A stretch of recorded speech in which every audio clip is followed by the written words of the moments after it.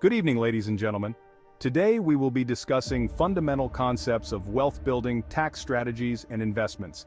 These principles are applicable worldwide, regardless of the specific financial system or country you're in. Our goal is to give you a deeper understanding of how money works and how you can use it to your advantage.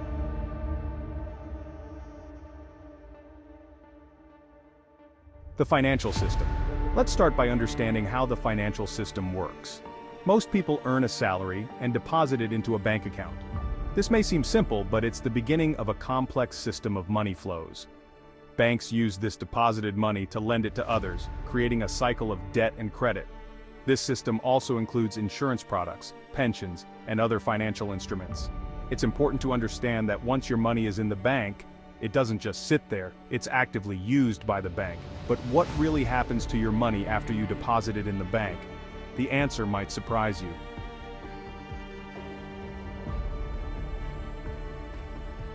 How banks make money.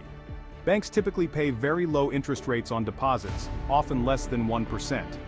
They then lend this money at higher interest rates, say 4%, and make a profit from the difference. This explains why you see banks with their names on large buildings. It's a profitable business model. Let's consider an example.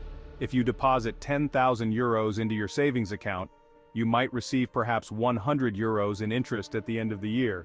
The bank, on the other hand, could lend this money for 400 euros, giving it a profit of 300 euros.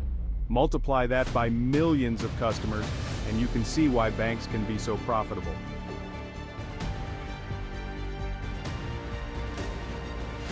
The fractional reserve system. Banks operate on a fractional reserve system. For every euro deposited, they can lend out a multiple of it. This creates a multiplier effect in the economy, but also increases risk. Let's assume the reserve requirement is 10%. If you deposit 100 euros, the bank can theoretically lend out an additional 900 euros. This leads to money creation in the system. While this can stimulate economic growth, it also carries risks, especially if too many loans default. But what would happen if all customers wanted to withdraw their money at the same time? The answer to this question reveals one of the biggest vulnerabilities in our financial system.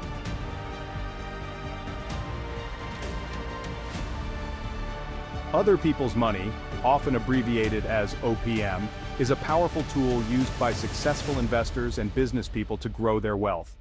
They borrow money from banks, insurance companies, pension funds, and various other sources to invest in assets that yield higher returns than the cost of borrowing. This is, honestly, a key concept in finance. Instead of working only with your own money, you use other people's money to leverage your investments. The trick, of course, is to find investments that yield more return than the interest you pay on the borrowed money.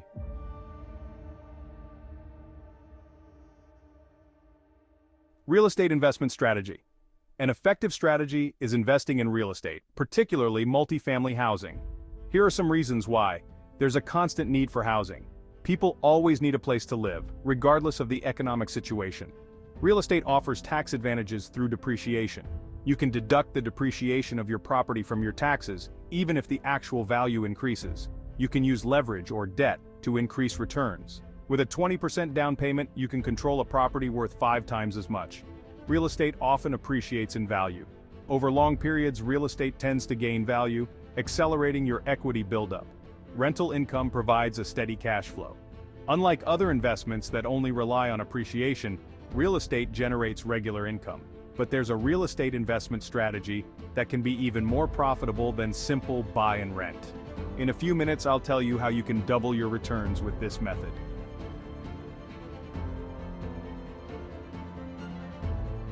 Value-add real estate investment.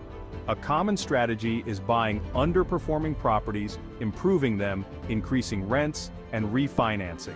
This allows you to pay back the originally invested capital to yourself or your investors while still owning the appreciating asset.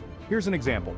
You buy an apartment building for 1 million euros. You invest 200,000 euros in renovations and thereby increase rents by 20%. The value of the building rises to 1.5 million euros. You refinance based on the new value, pay back your original investment, and still keep the property with its increased cash flow.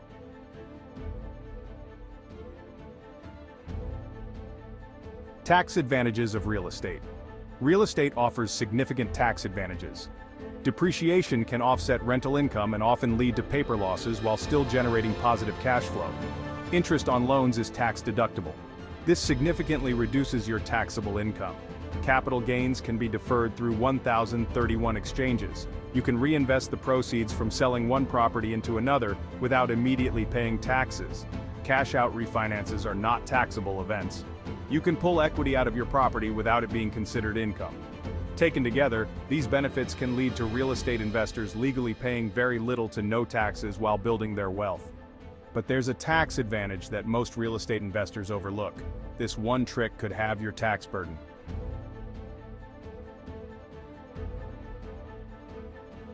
Stay tuned to learn more about it. The 4 cash flow quadrants. Robert Kiyosaki's cash flow quadrant illustrates how different income sources are taxed. Employee highest tax rate, often around 40%.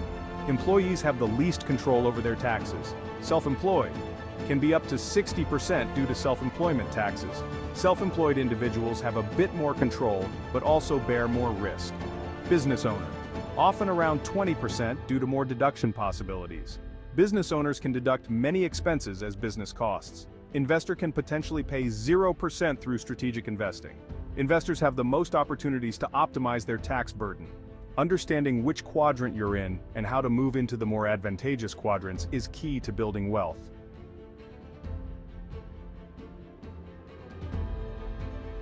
Government incentives. The tax code is designed to encourage certain behaviors. Job creation companies that create many jobs often receive tax benefits. Housing development. Due to the constant need for housing, there are many incentives for real estate developers. Energy production, especially renewable energies, are often tax favored.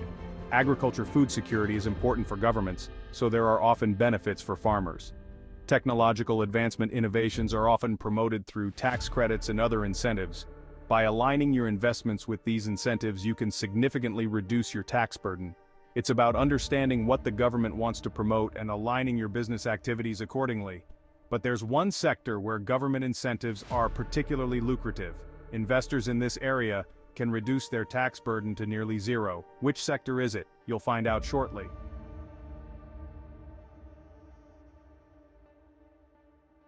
The ultimate goal is to generate cash flow. The purpose of income is to generate cash flow. Income alone is not the goal, but what you do with it. The purpose of an expense is to generate income. Every expense should be viewed as an investment that creates added value. The purpose of an asset is to generate income or reduce expenses. A true asset puts money in your pocket. Debt should only be used to acquire assets that produce income. This distinguishes good debt from bad debt. Understanding these relationships allows you to optimize your financial decisions. Instead of simply striving for a higher salary, focus on building assets that generate passive income.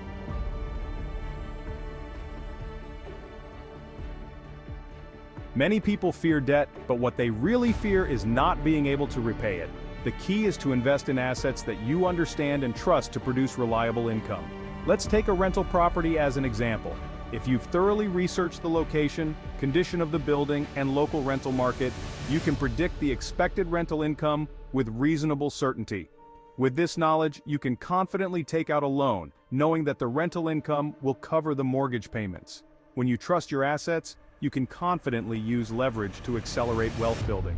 Instead of saving for years to buy a property in cash, you can start building wealth immediately with a down payment and a loan.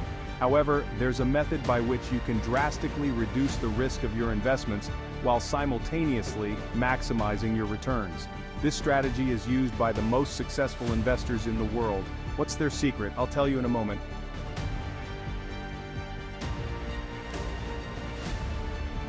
Success in wealth building requires continuous education and personal development. The financial world is constantly evolving. What worked yesterday may not be optimal today. Stay up to date on market trends, legal changes, and new investment opportunities.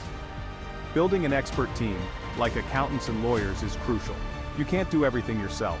A strong team of professionals can help you make informed decisions and avoid costly mistakes. Creating systems to manage and grow your investments is also important. As your portfolio grows, systems and processes become more important. These help you keep track and work efficiently. Understanding that every investment is ultimately valued based on its cash flow is key. Whether stocks, bonds, or real estate, in the end, it's about how much money the investment generates.